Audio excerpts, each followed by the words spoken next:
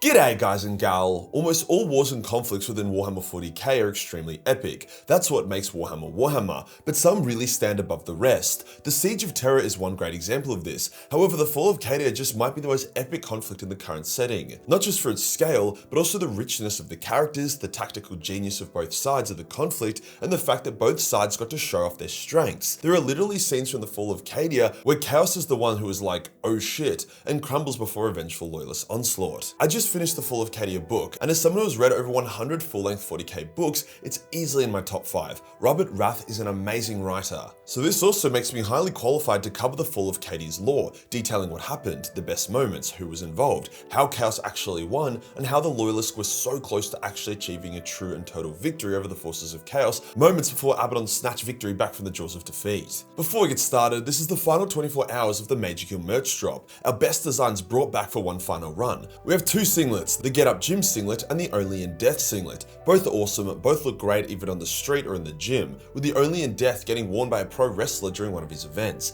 Then we have a controversial duo of t-shirts, the Loyalty t-shirt and the Midnight Clad t-shirt. Both t-shirts are baddie certified. You can even get one for your missus in large or extra large as a homeware t-shirt dress. You can save by bundling different items together, and all legacy merch remaining is 25% off as well, so if you see another design you like, you can tack it onto your order for cheaper. This is the only time we've ever brought back any of the designs once they've been sold out, and we will not be doing this again. There also will be no leftover merch from this drop, so there will be no legacy merch and none of it will be a part of a Black Friday sale. All of this is made to order. Last chance, link is below. Today we'll go over the Fall of Cadia, detailing how Abaddon actually managed to defeat Cadia after 10,000 years, why he was so desperate to do so, and the epic last stand the Cadians put up. Let's get into it.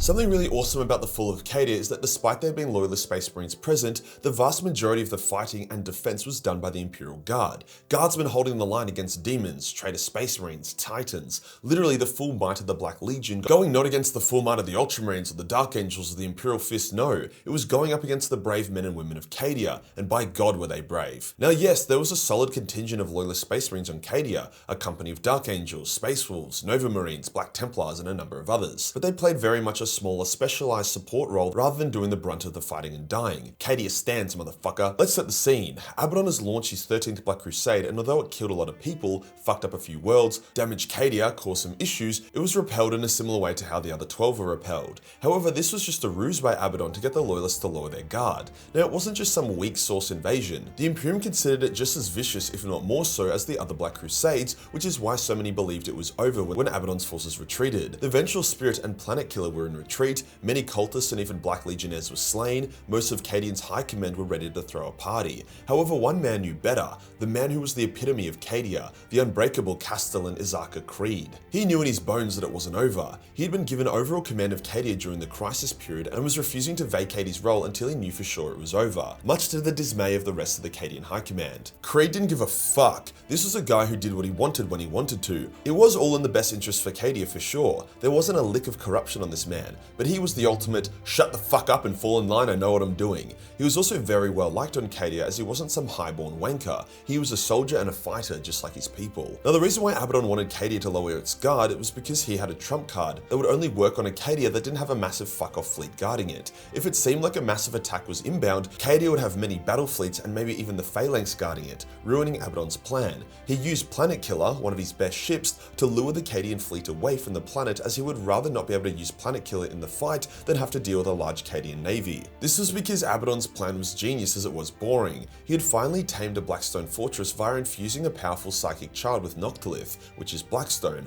allowing the child to interface with the Blackstone fortress. The child saw Abaddon as its father, the Blackstone fortress as its mother, and would have a very tragic existence, but more on that later. See, Blackstone isn't an anti-warp tool, it's a warp resonance tool. You can use Blackstone to project and enhance the warp, or you can use it to nullify the warp. However, the child wasn't cleanly controlling the fortress. She had to infuse it with the warp, turning parts of it into a fleshy warp mess that the fortress rebelled against. However, it did give the child enough control to be able to direct the fortress and fire its main weapon, which was a turbo fuck you psychic laser beam that could one-shot almost anything, which was key in Abaddon's plan. See, when Cadia had lowered its guard, or at least as much as it could be with Creed's fist up its ass, Abaddon launched a full-scale invasion, beelining straight to Cadia with his entire Black Legion and Blackstone fortress, called the Will of Eternity. See, Abaddon wanted to basically just fly to Cadia, use his fleet to destroy its orbital defense network, then literally just destroy each of the fortresses on Cadia with the Will of Eternity, as void shielding did not work against turbo fuck you psychic lasers. Then, with the fortresses gone, the Cadians would be almost defenseless and could be mopped up with orbital bombardment and space marine assaults. See, Abaddon was playing a delicate game. He did not want Chaos to control him, nor did he want his council to become unbalanced by serving one of the Chaos gods more than the rest. Launching a full-on psycho invasion of Cadia, killing billions in glorious bloody combat, would make Corny horny as fuck, and grant him more influence on Abaddon's council. Abaddon could only maintain his position and free will if balance was kept. Each of the Chaos gods wanted Abaddon as their own. So by Abaddon destroying Cadia by making a special Blackstone child and then using a fortress that was not of Chaos make, he would achieve the victory by his own merits without even needing Chaos, ensuring he didn't owe them anything for delivering Cadia. Thanks to the brave sacrifice of Cadia's scout ships, Cadia did have a few days warning and instantly begun preparing. There was even a special bell forged from the blood of an Imperial saint in Trezin's collection that begun ringing, causing the other bells on Cadia to ring, as it was supposed to ring during Cadia's darkest hour. The ringing of the bell, which should have been impossible as it was in stasis,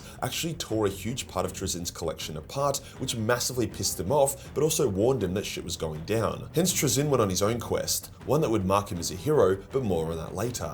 Now, Cadia had a ton of troops on the planet at the time, however the issue was they were incredibly ununified. There was a large contingent of Sisters of Battle, however they insisted they had to remain in their shrine fortress, protecting sacred relics. There were Dark Angels, but they were protecting their downed battleship, which had been knocked out of the sky during the Black Crusade. There were Space Souls who were going to take on a roaming role of attacking the enemy's backline. There were Black Templars who thought that fighting and dying on the Martyrs' Rampart, which was a pretty useless choke point, would be cool as they liked the name of it, and various other forces who were content just to do their own thing. Creed wanted to withdraw everyone to Kasr Kraf, the greatest fortress on Cadia, which was also home to the Cadian pylon array and nexus, something he knew Abaddon wanted to destroy, as Creed knew the pylons had some kind of anti-warp effect. He even had a tech priest working on the pylons to try and make them operable and controllable. Now the first part of the battle is depressing as hell. The Black Fleet rips through Cadia's orbital defenses, the Blackstone fortress looms over Kasr Kraf and begins preparing to fire its laser at them, just as the tech priest reports that the test firing of the null array to block the laser had failed. So it's like,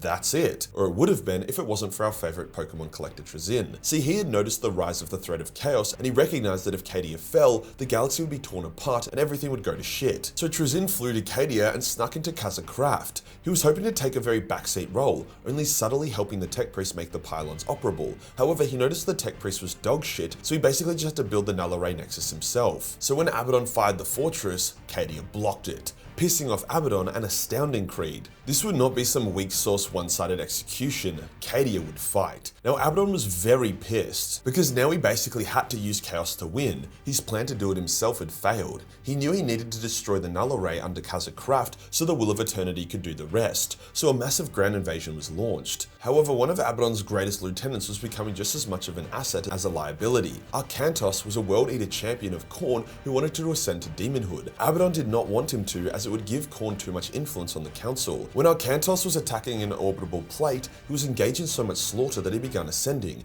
However, Abaddon ordered fire upon the part of the plate he was on, ruining the fight and causing Khorne to get bored and leave, leaving Arkantos as this half-ascended abomination.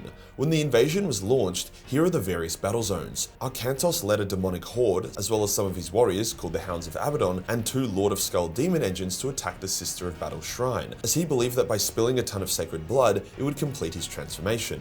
The rest of the Hounds of Abaddon attacked the Dark Angel strike cruiser. The Iron Warriors landed their forces and began preparing to siege Kasr Kraf. However, they were harried and attacked by the Space Wolves. The Word Bearers and their cultist army attacked the Martyrs' Rampart, defended by the Black Templars, while the rest of Abaddon's forces attacked the various fortresses of Cadia, with the ones with weak void shielding getting blasted from orbit. It was literally a planet-wide war. The entire Black Legion was present alongside thousands of other traitor Astartes from other legions and millions of cultists and traitor guardsmen. Abaddon also employed the use of an absolute fuckton of Helldrakes. Helldrakes are exceptionally good at taking down aircraft. They are nimble, hit hard, and are any fighter pilot's worst nightmare. Abaddon wanted air supremacy, and one of his first victories of Cadia was smashing the Imperial aircraft counterattack. Now there were a ton of really awesome side stories, mostly focused on the guardsmen, that I won't go into detail today as it would make the video 5 hours long, and I honestly think it's worth reading Fall of Cadia for these alone. But as a quick summary, we have an amazing story of a pilot who gave everything she had for Cadia, a Kazakhstan soldier who killed over a dozen traitor space marines and felt destiny call his name to slay Abaddon himself, an ex-crime lord turned loyalist defender who managed to thwart a horrifying sabotage attempt that would have killed everyone, a brave captain who held the line of a key location against insane odds, ensuring there would be an evacuation route of Cadia if things got bad. Even just the lore about Kel, Creed's right-hand man, was amazing. However, for today's video, we'll just keep looking at the bigger picture.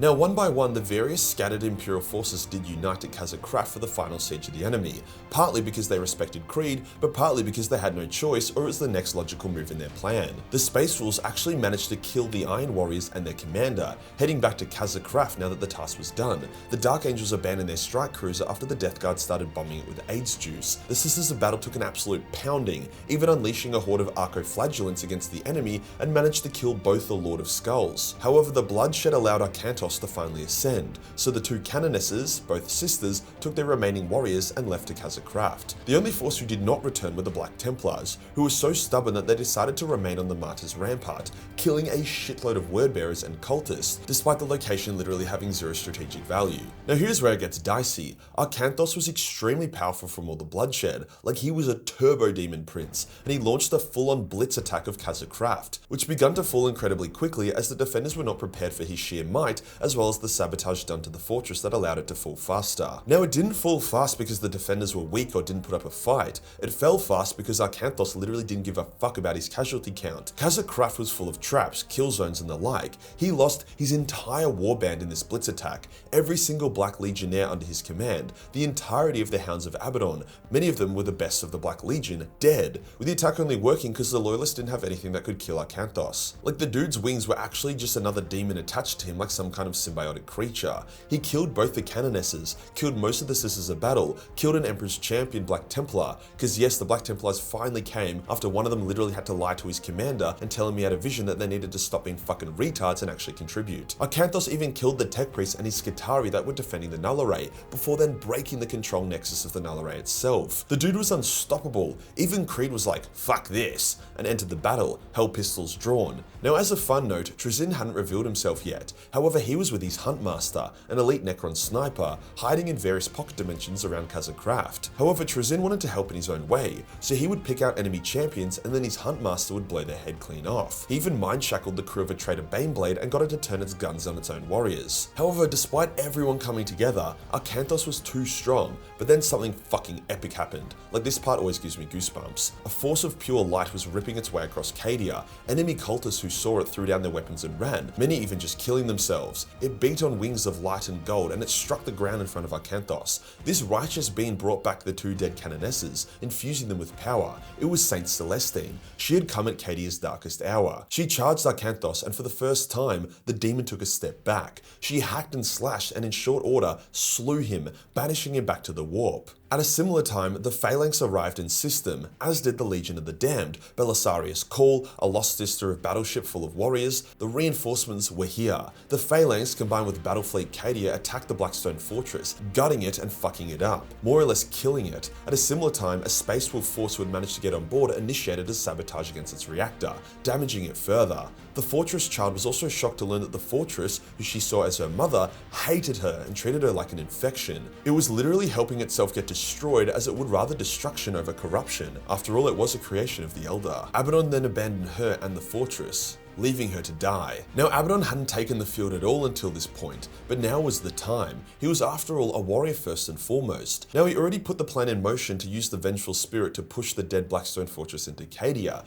but one of his greatest flaws, which is also one of his strengths, is that he loves a good scrap. He loves getting hands on, so he personally leads a final invasion against the combined force of loyalists as he wanted to basically get revenge. He had suffered way worse than he wanted to. The plan was to use the Will of Eternity to make it a one-sided slaughter. Then he could use the Blackstone Fortress against Terra and other key targets. Instead, he lost the Blackstone Fortress, he lost a massive chunk of the Black Legion, he lost his greatest warlord to Khorne, he lost his Iron Warriors contingent, most of his Wordbearer contingent, most of his Nightlord contingent. The price paid was so fucking high, and the worst part is that it wasn't against Guilliman or the Lion, or Helbrecht, or Dante, or Azrael, or Logan. It was against a man. Kasr Creed had defied Abaddon. Abaddon, who was a transhuman supremacist, who thought all Space Marines superior to baseline humans, defenders, who now had his ass whooped by a baseline human. Abaddon took this extremely personally, and he vowed to kill Creed himself. The defenders spread out across various strong points around the pylon array, the plan being to hold the line long enough for Belisarius Cawl to rebuild the pylon network.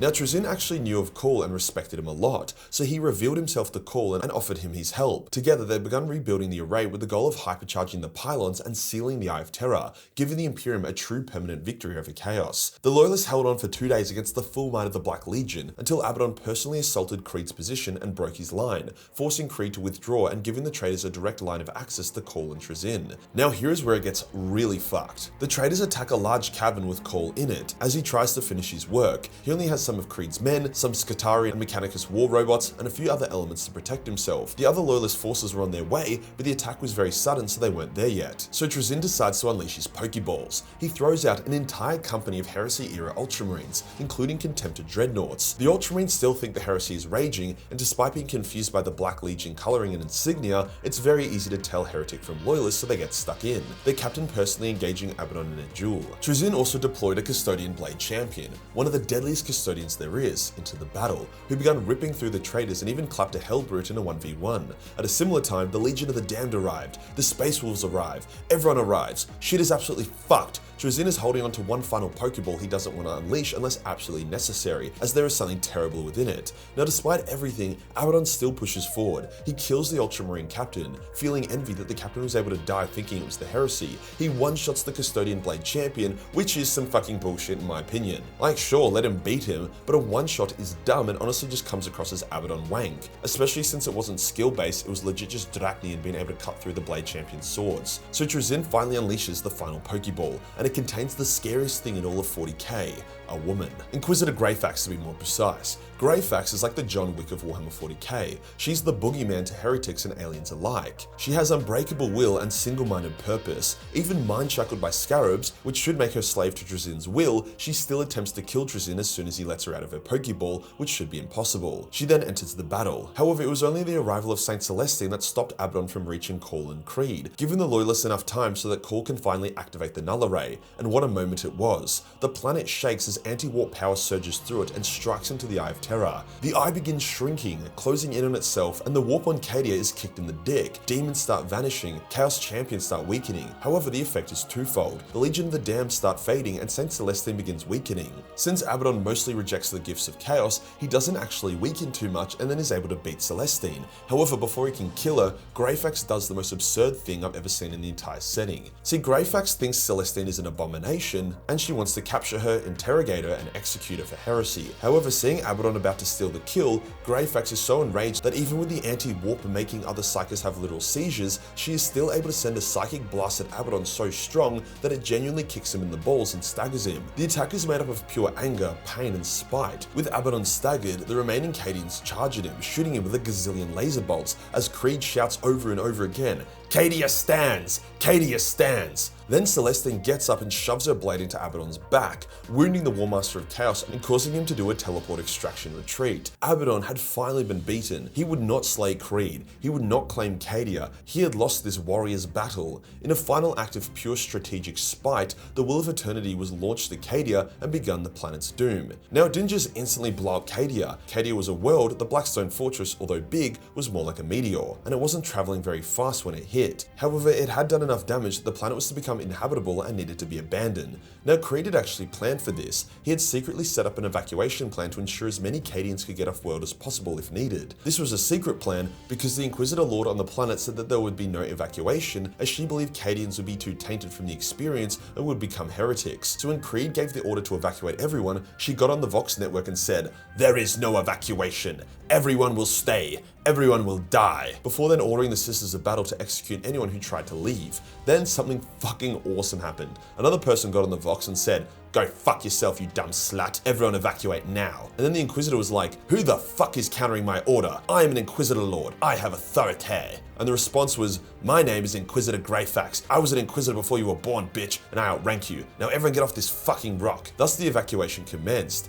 It was chaotic, but it allowed millions of Cadians to get off world. The Inquisitor who tried to prevent the evacuation still tried to stop it and was killed by Cadians for her efforts. A very satisfying death, because she was a fucking bitch, dude, holy god. The Phalanx took a lot of the refugees refugees, but there were many other ships to take them. Creed decided he would stay on Cadia with his remaining troops and fight the enemy until the world shook apart around them. This was for two reasons. First, he was really fucking tired. He was tired of the stress, the pressure, the war. He wanted to rest. Secondly, he knew there would be non-stop inquiries, investigations, interrogations that would eventually break him. He knew that he would inspire more people by dying on Cadia as a hero and a martyr, rather than getting dragged and his mistakes scrutinized until his very character itself was assassinated. However, death would not claim Creed on this day. Truzin had worked hard to save Cadia. He had given up a number of his exhibits to protect the pylon network. He wished for compensation worthy of his efforts. And what compensation would be more worthy than taking Creed for his collection? So as Creed was surrounded and fighting to the last with his men, he saw a bright green flash,